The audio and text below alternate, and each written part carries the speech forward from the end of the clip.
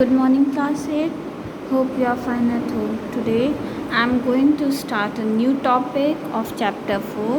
So please take a pencil in your hand and one notebook, and please open page number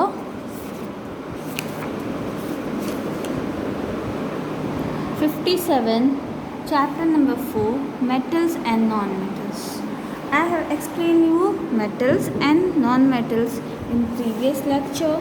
Today I am going to start new topic of your science book, chapter number 4, physical properties of metals and non-metals.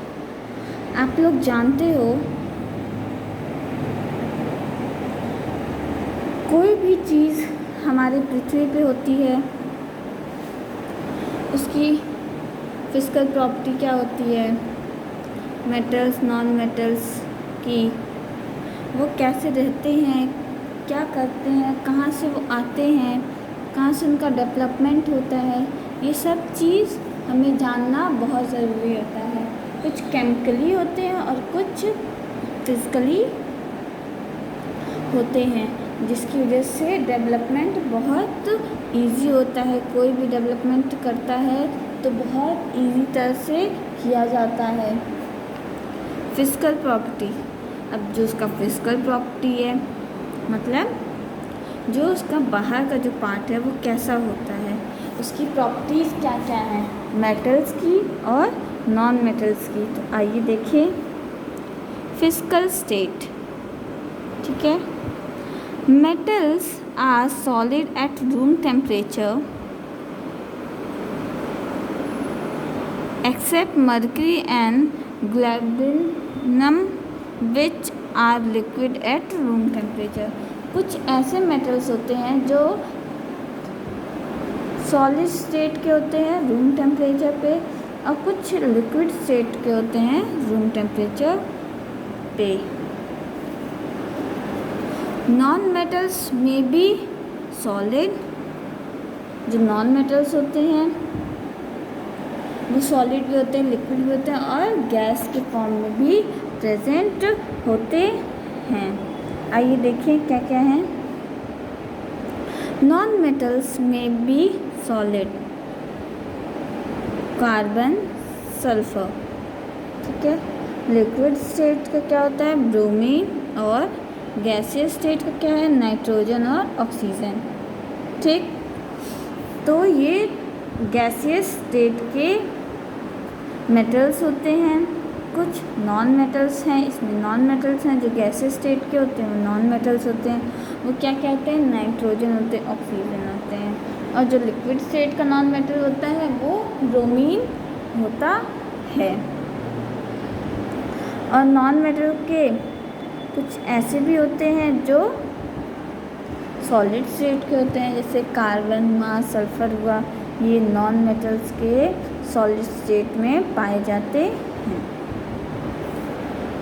ल्यूट्रेस, ये क्या है, चमक, मतलब shining. कोई भी metal होता है, non metal होता है, उसमें कैसी शाइनिंग है, स्पार्क कैसा है, वो जज करना पड़ता है। metals shine when polished, and because of this property they are used for making jewelries। जैसे आप लोग जानते हो कोई भी मेटल है, सिल्वर हुआ, गोल्ड हुआ, इस पे एक कोटिंग की जाती है जो बहुत शाइनिंग होती है। अगर वो शाइन नहीं करेगी तो वो अट्रैक्टिव नहीं लगेगा, हमें देखने में अच्छा नहीं लगेगा। इसीलिए उसको मॉडिफाई करने के लिए कुछ ऐसे मेटल्स पे कोटिंग किया जाता है जहाँ पे ज्वेलरी को आपको एग्जाम्पल बताया गया है। देखिए गोल्ड पे, सिल्वर पे। For example gold, silver and platinum are used for making jewelleries. उनका यूज़ किस लिए किया जाता है, ज्वेलरीज बनाने के तरह से। एंड अदर डेकोरेटिव आर्टिकल्स, और अदर डेकोरेटिव आर्टिकल्स बनाने में भी उनकी मदद किया जाता है।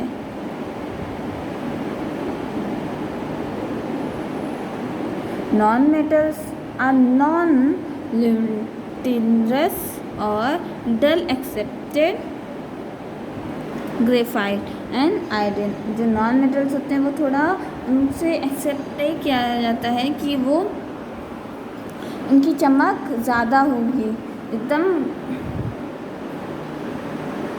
डेकोरेटिव होगी, शाइनी होगी, वो एकदम नॉर्मल होती है। हार्डनेस, कोई भी नॉन मेटल और मेटल में उसकी हार्डनेस पाई जाती है। Hardness, most metals are hard and strong except कुछ ऐसे मेटल्स होते हैं जिसमें सोडियम, पोटेशियम, मैग्नीशियम ये स्ट्रॉन्ग होते हैं, कभी कभी ये सॉफ्ट भी हो जाते हैं।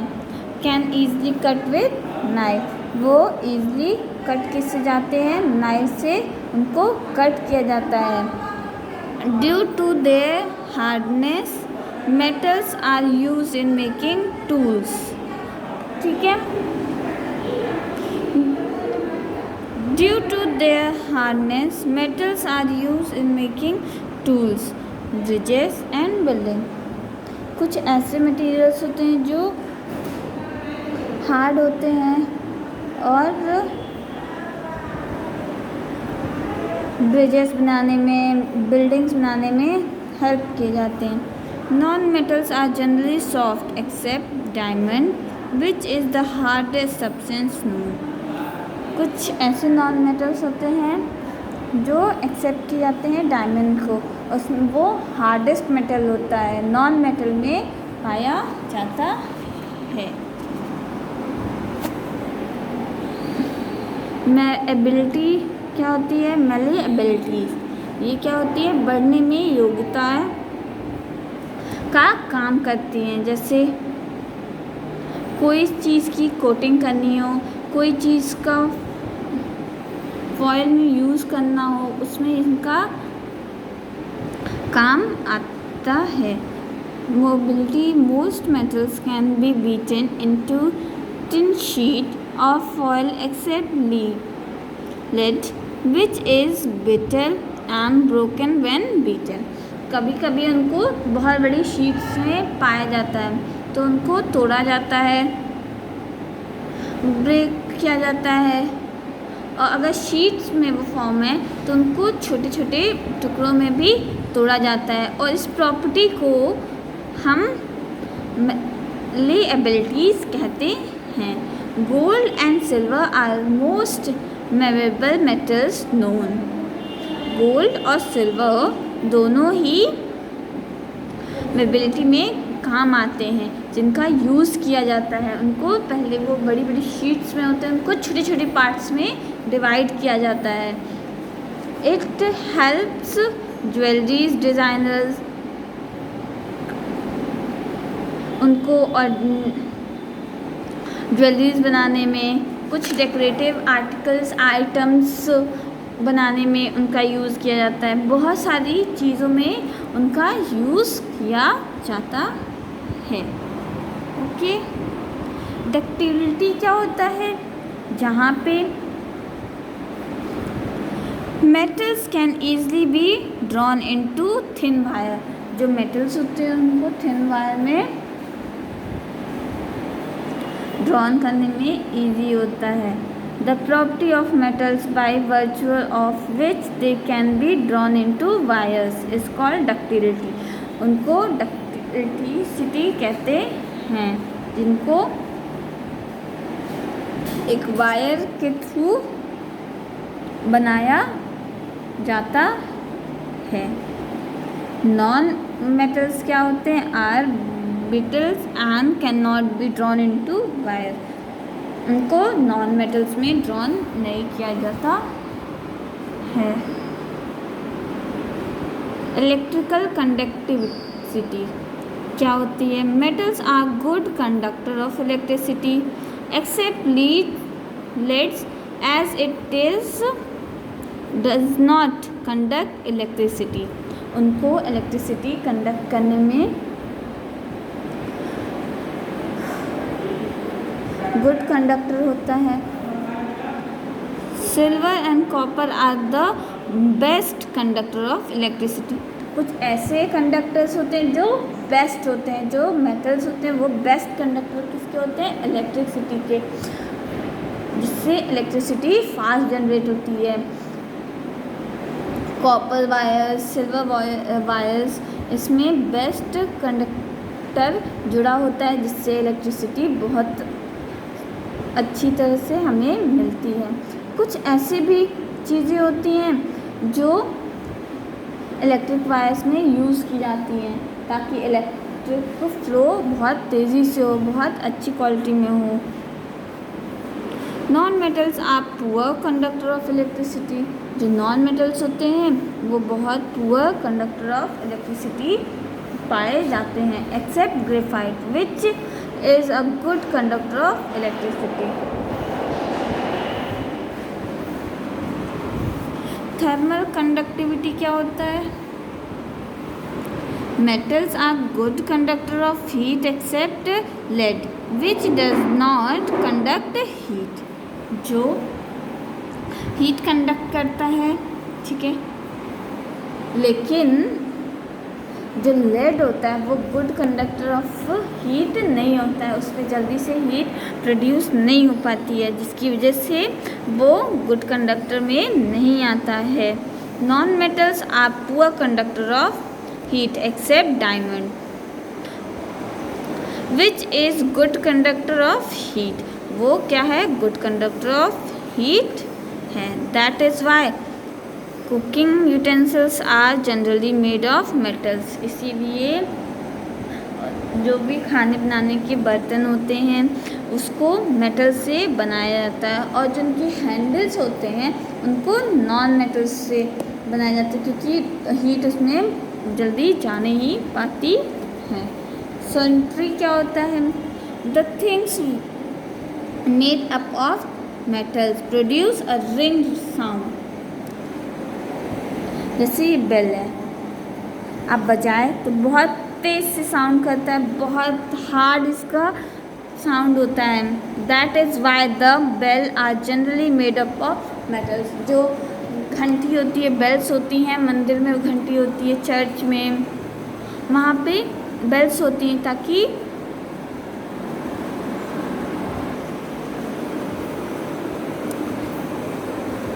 जहाँ पे साउंड बहुत तेज़ी से प्रोड्यूस होता है। ओके, ये बेस्ट एग्जांपल है। Melting and boiling point.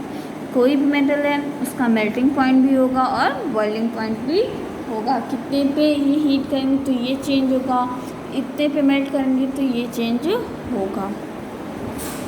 Metals generally have high melting point and boiling point except sodium and potassium which have low melting point. Tungsten has the high melting point.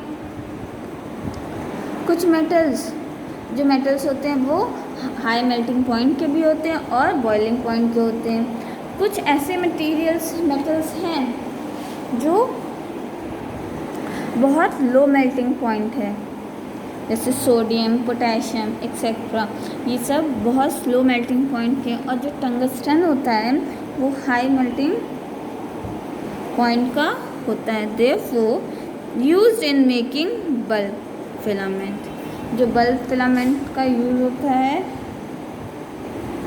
Metals are also used in making cooking utensils. जो metals होते हैं वो cooking utensils में help करते हैं। Non metals are generally have low melting